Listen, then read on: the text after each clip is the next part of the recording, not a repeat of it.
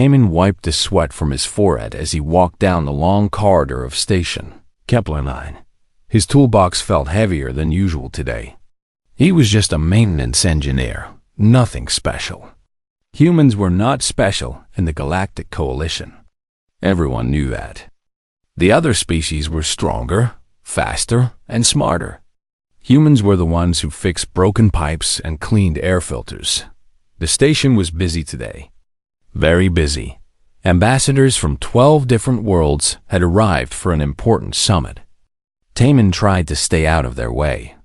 He had work to do near the vault, the most secure place on the entire station.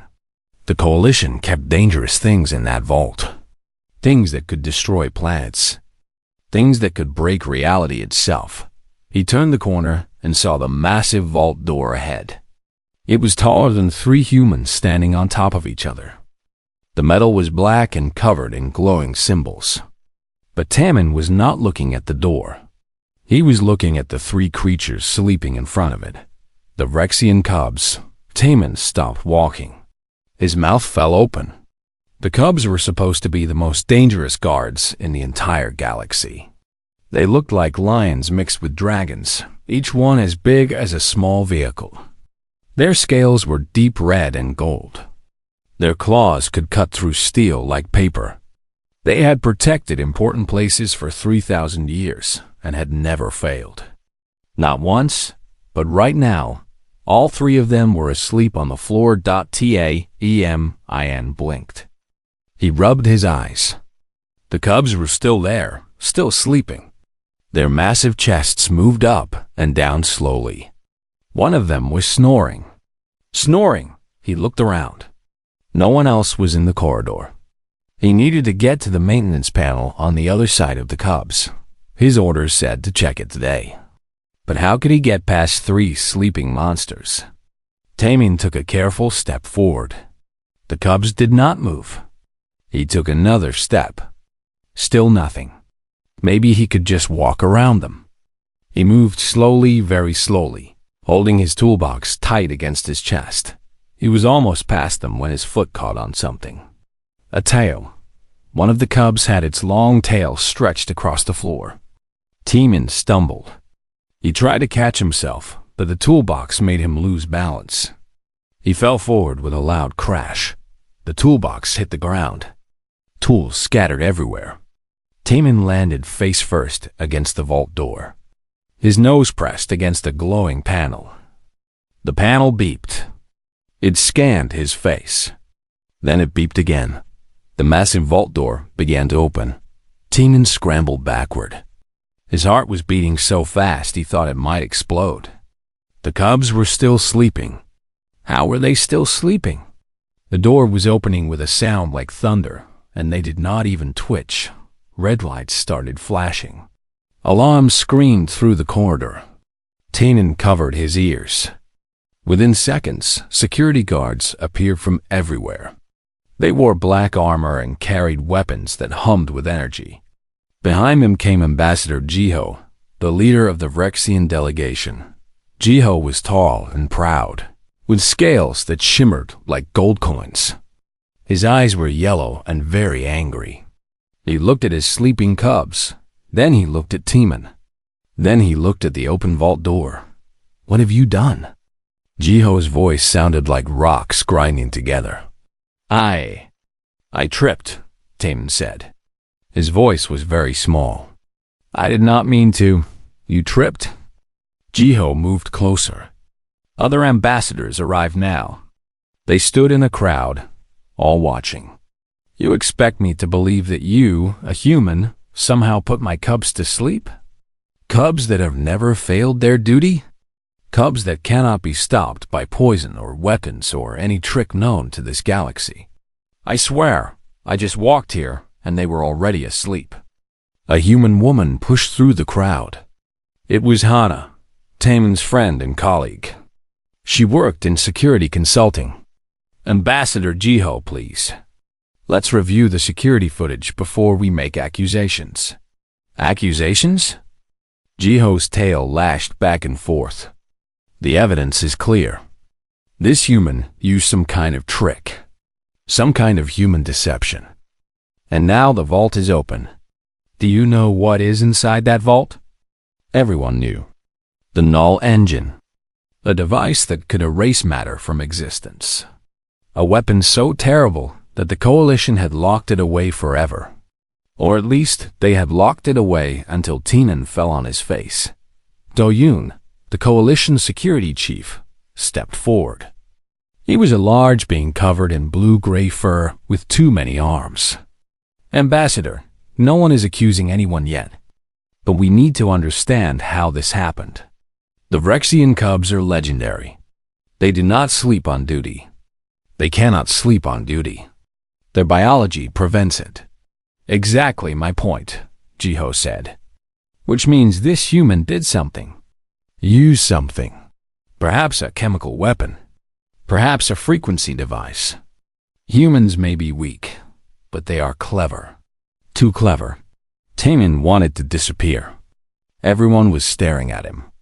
Some looked angry. Some looked scared. Some looked curious. He had not done anything wrong. He was just walking to do his job.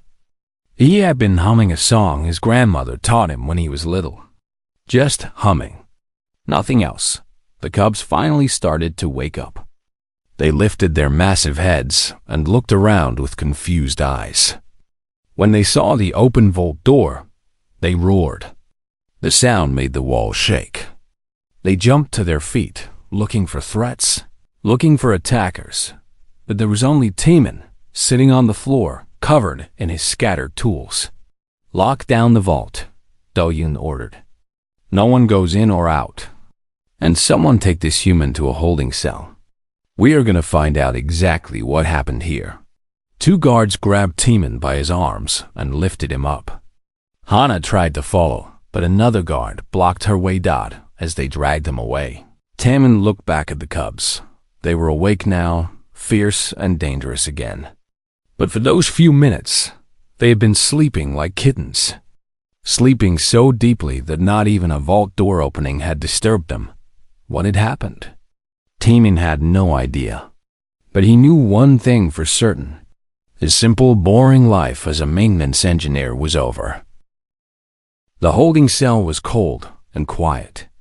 Tienan sat on a metal bench and stared at his hands. They were still shaking. He had been here for 6 hours now. No food, no water. Just questions. So many questions. Do-Yoon had asked him the same things over and over. What did you do? What did you use? How did you make the cubs sleep? Tienan gave the same answer every time. He did nothing. He just walked down the corridor. He tripped. That was all that no one believed him. The door opened. A woman walked in. She was human, with kind eyes and dark hair pulled back in a simple tie. She carried a datapad and wore a white coat with the Coalition Science Division symbol on it. Hello, Tienan. My name is Sora. I am a xenobiologist. I study alien life forms and how they work. She sat down across from him. I am here to help you. Everyone thinks I did something terrible, Tienan said quietly. I know, but I do not think you did anything on purpose. I think something happened that no one understands yet, and I am going to figure out what. Sora smiled at him. It was the first kind smile he had seen all day. Can you tell me exactly what you were doing before you reached the vault door? Tienan thought back. I was walking.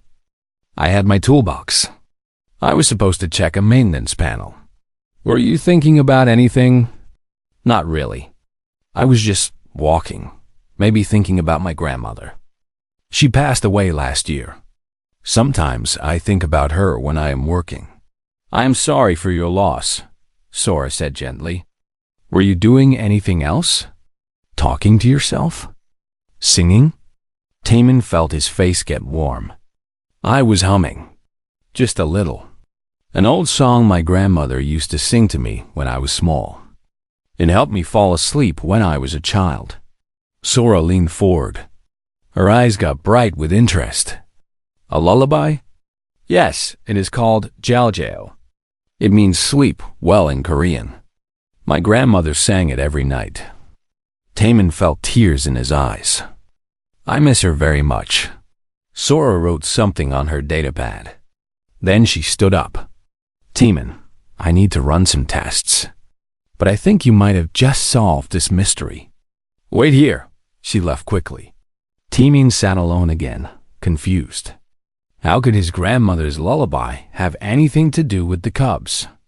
In another part of the station, Ambassador Jiho paced back and forth in the Coalition Council chamber. His cubs sat in the corner, looking ashamed. They had failed.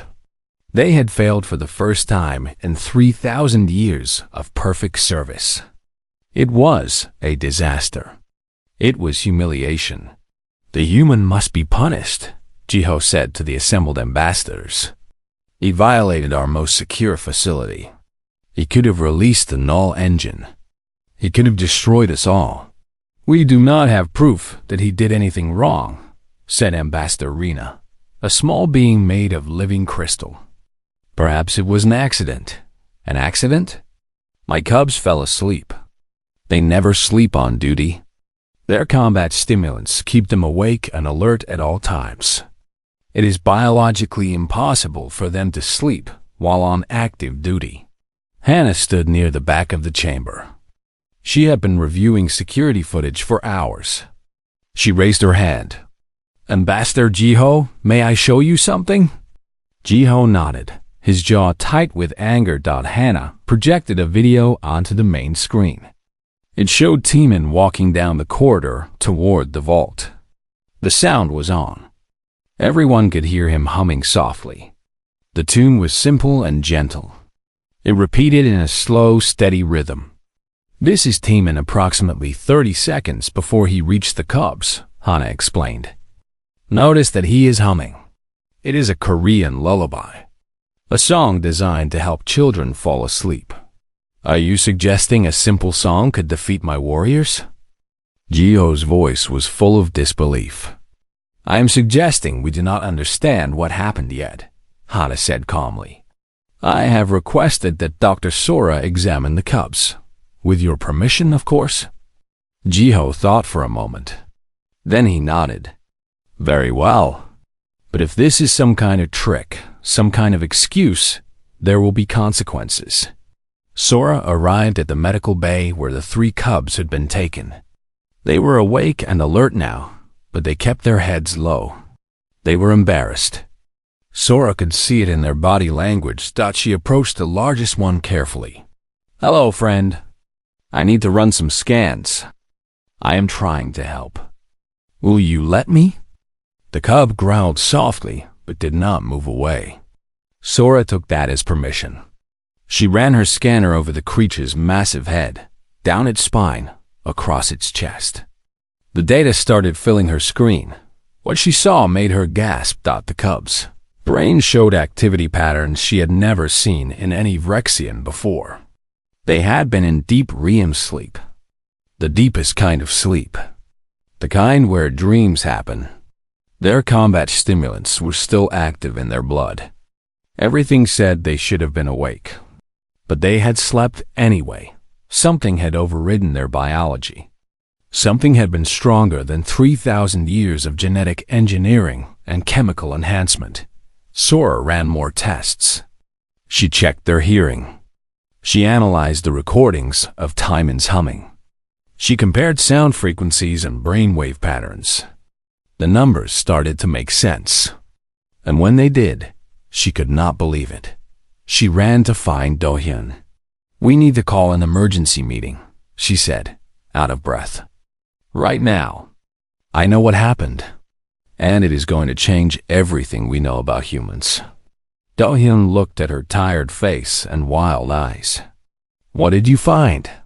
Humans are not weak, Sora said. We have been wrong about them this whole time. They do not need to be strong or fast or smart. They have something else. Something no other species in this galaxy has. What? They can make anything fall asleep. Anything.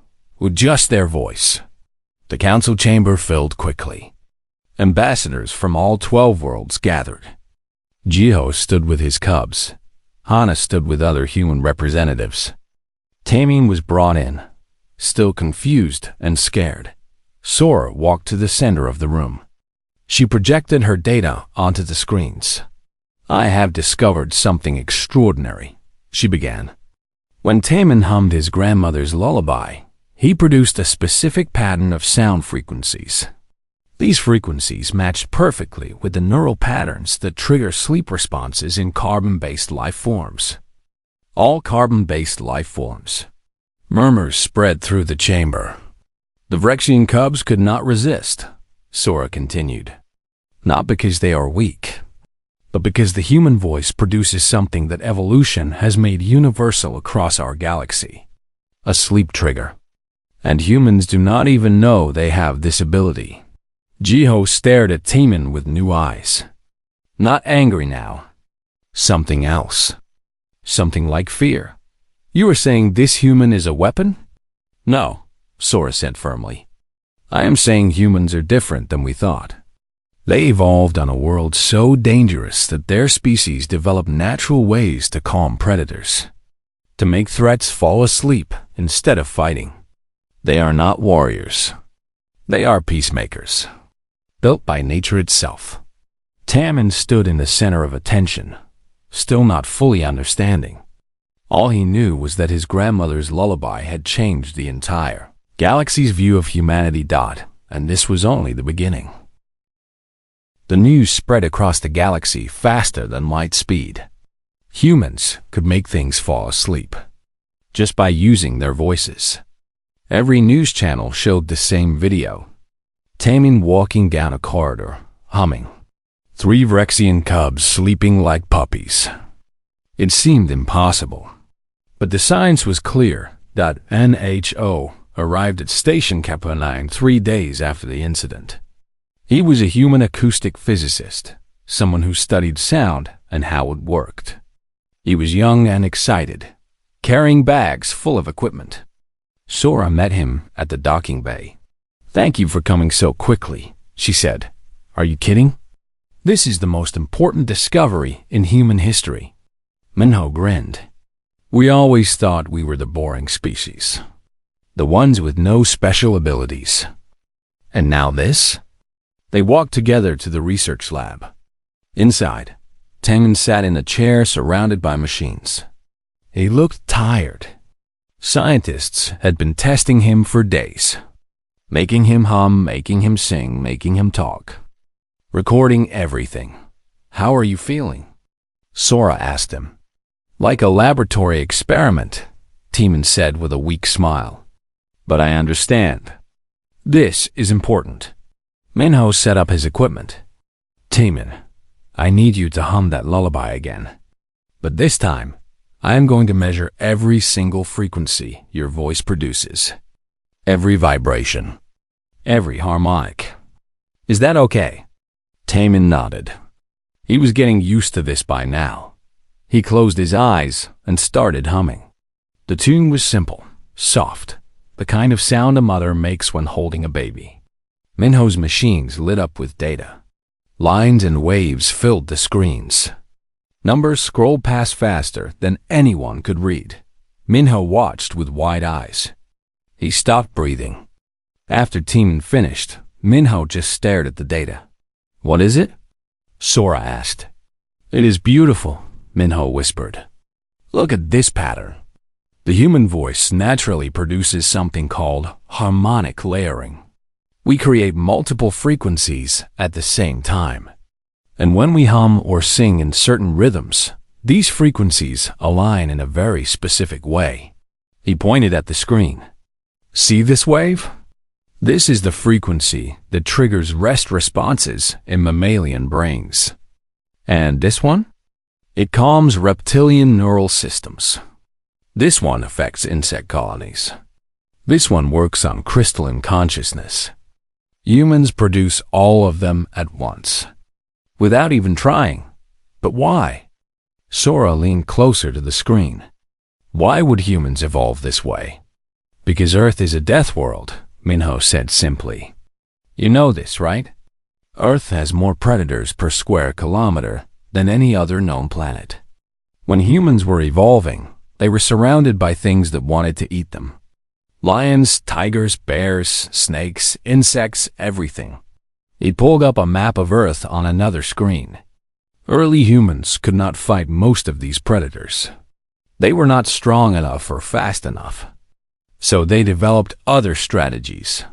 They learned to make sounds that calmed aggressive animals, to use rhythm and tone to make threats less threatening. It was survival, and this ability carried into their language? Sora asked. Into everything. Human music, human speech patterns, even human breathing creates these frequencies.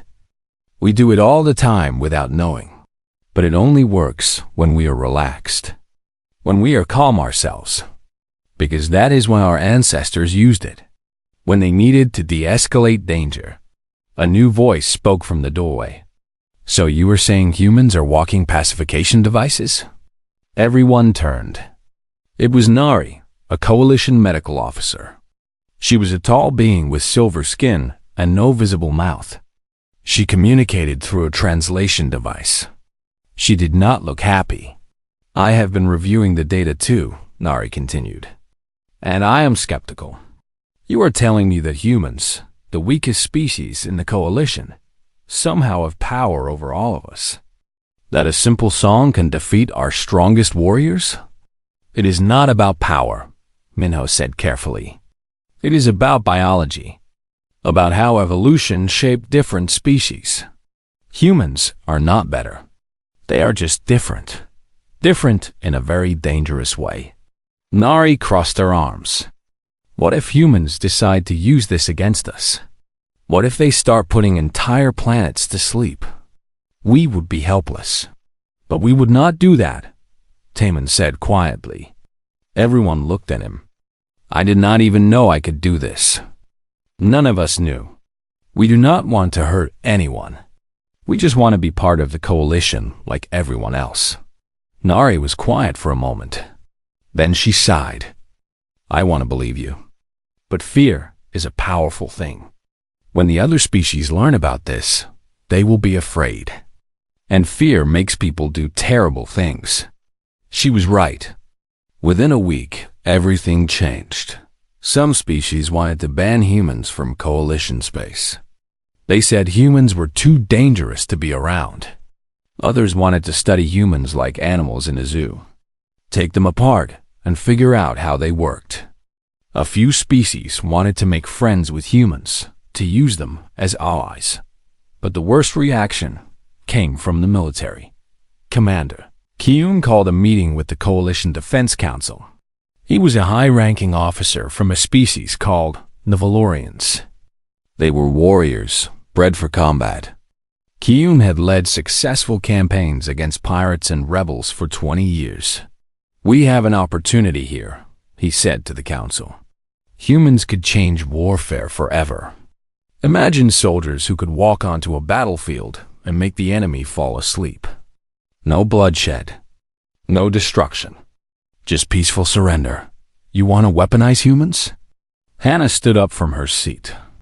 She had been invited to represent humanity at the meeting. We are people, not weapons. Everything can be a weapon if used correctly, Kyun said coldly. Your species has this gift. You should use it for the greater good. For peace. Peace through force is not real peace, Hannah argued. If we go down this path, we become exactly what you fear. We become dangerous. The debate went on for hours. Some council members agreed with Kyun. Others supported Hannah, but everyone agreed on one thing. Humans could not be ignored anymore.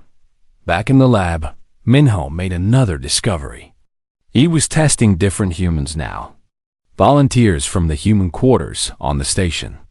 An old man named Suho, a young woman named Bora, a child named June. Each one hummed, sang, or spoke while Minho recorded them. They all have it, he told Sora excitedly. Every human produces these frequencies, some stronger than others. The older ones who know traditional songs seem to have the strongest effect. The lullabies, the folk songs, the ancient melodies. They have been refined over thousands of years to maximize the calming effect. So Korean lullaby specifically? Sora asked. No, all human cultures have them.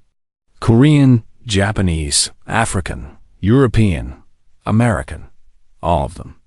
Every culture develops songs to calm children and animals. They all work the same way because all humans have the same vocal biology. Sora thought about this. Minho, what happens if a human does not want to produce these frequencies? Can they stop it? Maybe, if they change how they speak or breathe. But it would be unnatural, uncomfortable, like trying not to blink. That night, Timon could not sleep. He stood by his window and looked out at the stars. His grandmother's lullaby had done all of this. One simple song. He hummed it quietly to himself, remembering her gentle voice. Remembering feeling safe and loved. He did not feel safe now. He felt like the whole galaxy was watching him, waiting to see what humans would do with this strange gift they never asked for. Tomorrow, the coalition would vote on how to handle the human situation. Tomorrow, everything would change again. Timon just wanted to fix pipes and go home. But he knew that life was gone forever. Humans were no longer the weak ones, the boring ones, the forgettable ones. Humans were something new, something powerful, something the galaxy did not know how to handle, and that scared everyone, including Timon himself. The Coalition Council vote was a disaster. 12 species, 12 different opinions. No one could agree on what to do about humans. In the end, they decided to do nothing. No laws, no restrictions, no protections. They would watch and wait. But everyone knew that waiting would not last long. Commander Ki-yoon was not happy with the vote. He believed in action, not patience. 3 days after the council meeting, he visited the human quarters with a proposal. Hana, Taemin, and 15 other humans sat in a meeting room. Ki-yoon stood at the front with a large display screen behind him. On the screen was a logo that read Project Lullaby. Thank you for meeting with me, Ki-yoon began. I know many of you are worried about how the galaxy sees you now. I am here to offer you a chance to prove that humans are valuable, that you can help bring peace to the coalition. What kind of help? Hannah asked. She did not trust the smile on Ki-yoon's face. Training. We want to train willing humans to use your natural abilities in conflict zones, places where violence is happening. You could end wars without firing a single shot. You could save lives. A woman named Yuno raised her hand. She was a captain in the Human Research Division. You want us to be weapons. I want you to be peacekeepers, Ki-yoon corrected. There is a difference, is there? Another human spoke up. Her name was Yoonji, and she worked as an ethicist for the coalition. You want to take humans into dangerous places and make them use their voices to control others. That is not peace. That is domination. It is survival, Ki-yoon said firmly. The galaxy is not safe. There are species out there who would use force against humans now that they know what you can do. If you train with us, you can protect yourselves and others. Timon felt sick to his stomach. This was not what he wanted. He just hummed his grandmother's song. He did not want to be a soldier. I will not do it, Timon said quietly. Everyone looked at him. Ki-yoon's expression hardened. You are the one who started this. You owe the coalition. I owe nothing. Timon stood up. His hands were shaking, but his voice was steady. I did not choose this. I did not ask for this. And I will not use my grandmother's lullaby as a weapon. She sang it to make me feel safe, not to hurt people. Several other humans nodded in agreement. But Ki-yoon was not giving up. Think about the lives you could save. Think about the good you could do. Think about what we would become, Yoonji said. Right now, humans are feared because of what we might do. If we start using our abilities as weapons, even for good reasons, we prove that fear is justified. We become exactly what they are afraid of. The meeting ended badly. Half the humans walked out with Timin and Yunji. The other half stayed to hear more from Kiyun. Hana stood in the middle, torn between both sides. That night, something terrible happened. Timin was walking back to his quarters when three figures in dark clothing grabbed him from behind. A bag went over his head. Something sharp jabbed into his neck. He felt himself getting dizzy. Then everything went black. When he woke up, he was in a ship. A small ship. The engines hummed beneath him. His hands were tied. His mouth was gagged. Across from him sat a creature he had never seen before. It had too many teeth and eyes that glowed red in the darkness. "Finally awake, human," the creature hissed. "You are going to be very valuable to us." Timin tried to speak, but the gag stopped him. He struggled against the ropes, but they were too tight. "The Dominion Claws have been watching you," the creature continued. "We heard about your special gift, and we want it. Our war beasts need to be immune to your tricks. So we are going to study you, take you apart, figure out how you work." Fear filled Timin's chest. He was going to die. These creatures were going to experiment on him until there was nothing left. Back on the station, Hannah noticed Timin was missing. She checked his quarters, his workstation, the cafeteria. Nothing. She reported it to security. Within an hour, they found evidence of a struggle in the corridor. Blood on the floor. Timin's datapad dropped and broken. "He has been taken," Doyun said grimly. "We need to find out who and where." Hannah did not wait for official channels. She gathered every human she could find. Yuno came immediately. So did Minho and Sora. Even some of the humans who had stayed to listen to Kiyun's proposal joined the search. "We need to move fast," Yuno said. "If someone took him for his abilities, they might hurt him trying to extract information." Minho worked on tracking the ship. He used station sensors and satellite data. After 2 hours, he found something. There, a small ship left the station right after Timin disappeared. It is heading toward the Rim territories. "That is Dominion Claw space." "The Dominion Claws?" Sora looked worried. "They are extremists. They believe only the strongest species should exist. They have been trying to breed super soldiers for years." "Then we know what they want with Timin," Hana said. Her voice was cold. "They want to make their soldiers immune to human abilities. Or worse, they want to copy it." Yuno contacted the Coalition Defense Fleet, but they said it would take 3 days to organize a rescue mission. 3 days Timin might not have. "Then we go ourselves," Hana said. "With what ship? What weapons?" Yuno asked. "With ourselves. With our voices. With the one thing they do not expect." Hana gathered 12 humans. All volunteers. All willing to risk everything to save Timin. They took a small transport ship and followed the tracking data Minho had found. The Dominion Claw ship was not hard to find. It was landed on a small moon, hidden in a crater. Guards patrolled the outside. War beasts prowled the perimeter. These beasts looked like wolves mixed with lizards, each one the size of a bear. Their eyes glowed in the darkness. They had been bred for violence. "How do we get past them?"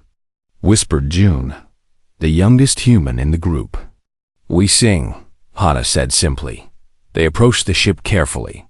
The war beasts noticed them immediately. The creatures growled and advanced. Teeth bared. Claws ready. The Dominion Claw guards shouted warnings. Hana started singing. It was an old song.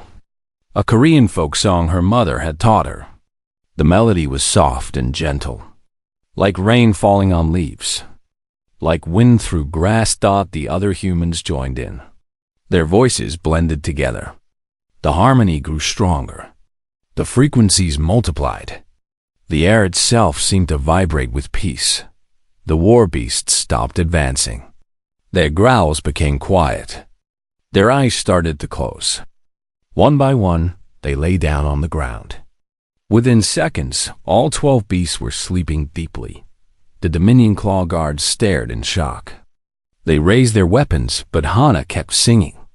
The other humans spread out, surrounding the ship. Their voices filled the crater. The guards started to stumble. Their weapons dropped. They sat down heavily. Then they too fell asleep. Inside the ship, the creatures holding Timon heard the singing. They felt its effect. Their bodies became heavy. Their minds grew foggy. What is happening? One of them shouted. Make it stop. But they could not stop it. The human voices were too strong, too natural, too perfect. The creatures tried to fight it. They slapped themselves. They screamed. But sleep was coming, and they could not stop it. They collapsed one by one. Hannah and her team entered the ship carefully. They found Taman in a holding cell, still tied up. Hannah cut the ropes and removed the gag. Taman was crying. I thought I was going to die, he said. We would never let that happen, Hannah said. She hugged him tightly. You are one of us. We protect our own. Outside, the guards and beasts were still sleeping. They would sleep for hours. By the time they woke up, the humans would be long gone. On the flight back to the station, Timon sat quietly. Yoonji sat beside him. Do you understand now? She asked gently. This is why we cannot become weapons. The moment we use our abilities for violence, even to defend ourselves, others will try to take it from us. To control it. To own it. But Hana used it to save me, Timon said. Hana used it to protect someone she cares about. That is different than using it for war. For politics. For power. Yoonji looked out the window at the stars. Our strength is not in making others sleep. Our strength is in choosing when to use it and when to walk away. When they arrived back at the station, the news of the rescue had already spread. The entire coalition knew that humans had infiltrated a Dominion Claw base and walked away without violence. Without weapons. Just voices and songs. Some species were more afraid than before. But others started to see humans differently. Not as threats, not as weapons, but as something the galaxy had never seen before. Something that chose peace, even when they could choose power. The Coalition Council met again exactly 1 month after Timon had tripped over the sleeping cubs. This time, the chamber was quiet, respectful. Things had changed. Timon stood in the center of the chamber. He was no longer a prisoner or a curiosity. He was there as a representative. Beside him stood Hana, Yoonji, and Yuno. Ambassador Jiho was there too, but he looked different. Less angry. More thoughtful. The head counselor, a wise old being named Counselor Vara, spoke first. We have spent weeks debating the human question. We have heard arguments for restrictions, for weaponization, for isolation, and for integration. But I think we have been asking the wrong question. Everyone waited. Vara continued. We have been asking what to do about humans. We should be asking what humans want to do for themselves. So I will ask directly. Timon, Hana, what do humans want? Hana stepped forward. She had prepared for this moment. We want to be part of the coalition. Not as weapons. Not as threats. Not as curiosities. Just as people who can help in their own way. And what is your way? Vara asked. Peace, Hana said simply. We cannot stop wars. We cannot solve political problems. We are not politicians or generals. But we can help create moments of calm. Moments where fighting stops long enough for talking to begin. Where fear quiets long enough for understanding to grow. A murmur went through the chamber. Some approving. Some still doubtful. Then Ambassador Jiho stood up. Everyone went silent. The Vrexian had barely spoken since his cubs had fallen asleep. Many thought he would be the loudest voice against humans. But when he spoke, his words surprised everyone. "I have spent this month thinking about what happened," Jiho said. "My cubs failed their duty, or so I thought. But I have come to understand something. They did not fail. They were defeated by something they could not resist. Something built into the fabric of life itself." He turned to look at Timon. I was angry, humiliated, but I was wrong. What happened that day was not an attack.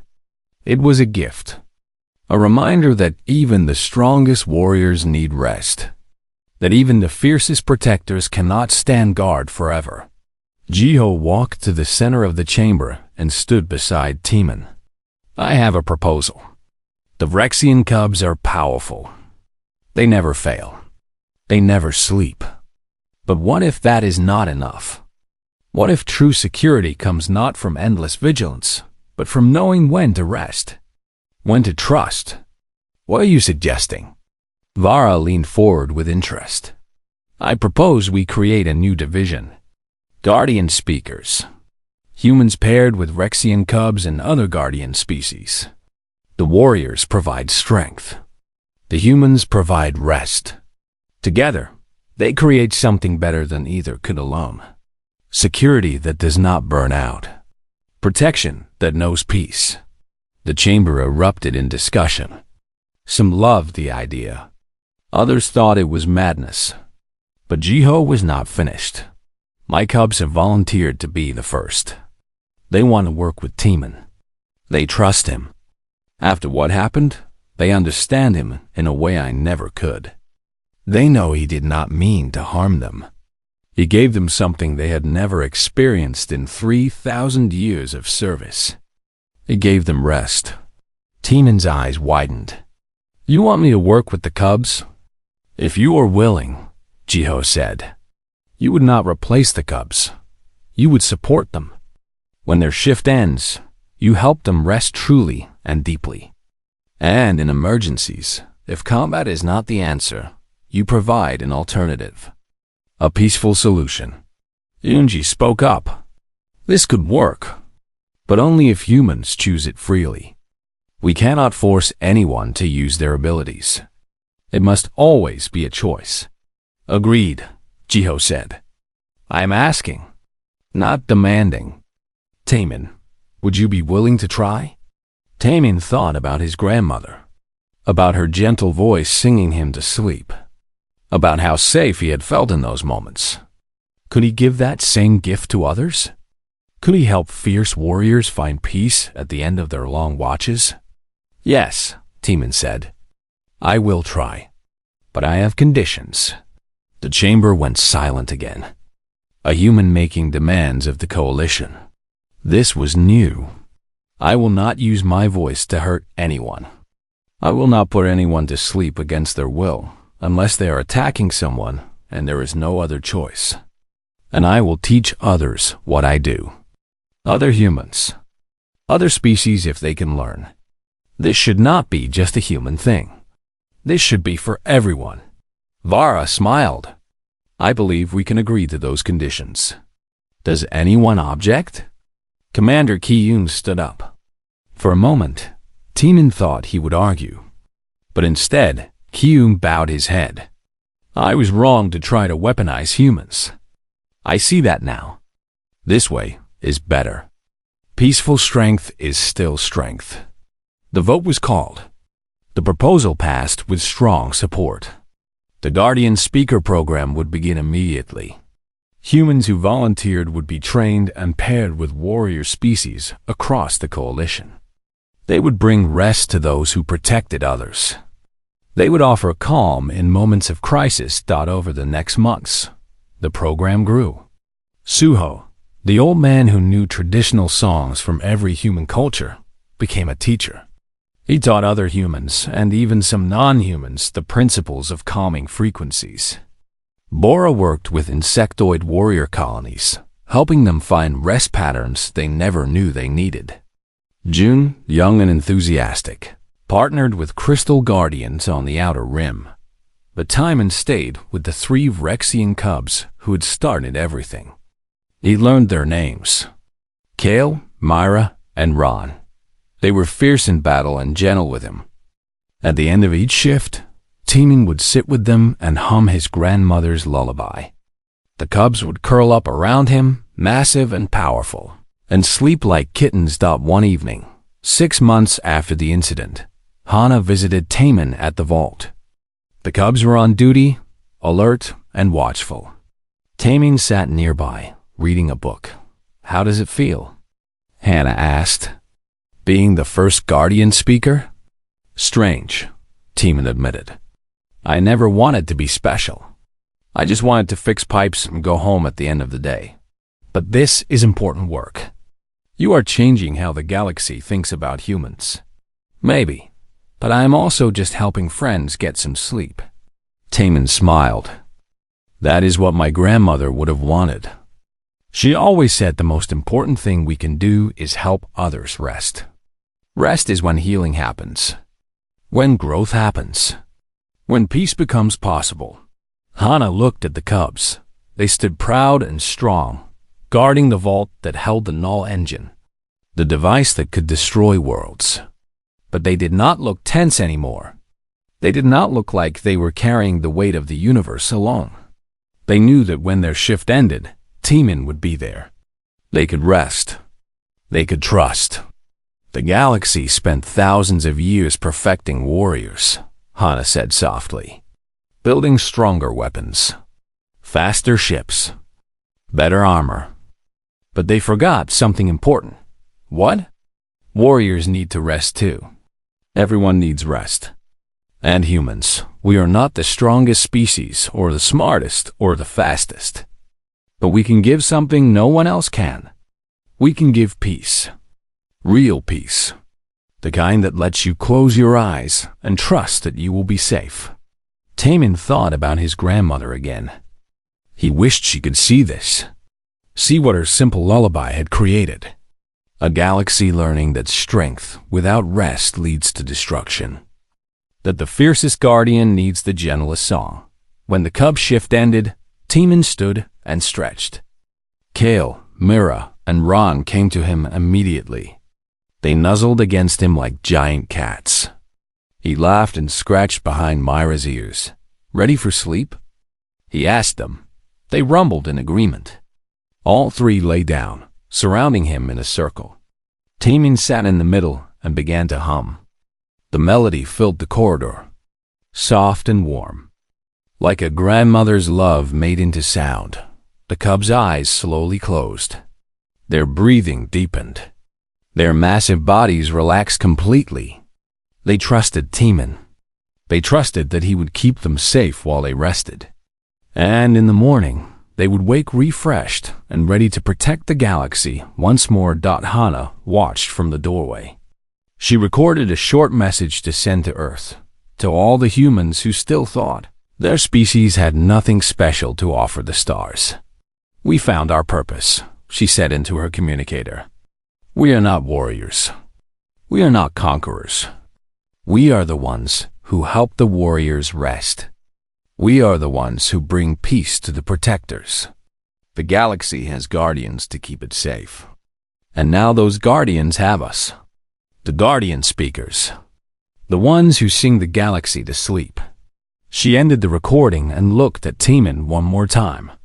He sat there, surrounded by 3 of the most dangerous creatures in existence, humming a lullaby his grandmother had taught him. He looked peaceful, content, like he had finally found where he belonged. And maybe that was the real lesson. Strength comes in many forms. Power is not always about force or violence or domination. Sometimes power is in a gentle voice, in a simple song. In the gift of rest, the universe had learned to fight. Now, thanks to humans, it was learning to sleep. And in that sleep, in that peace, new possibilities would grow. New understandings. New friendships between species who had only known conflict. Timon's grandmother would have been proud. A lullaby had changed the galaxy. Not through war, not through fear, but through the oldest magic of all. The magic of a voice that says, "You are safe now. You can rest. I am here." And the galaxy, fierce and strong and ancient, finally allowed itself to close its eyes and dream of peace.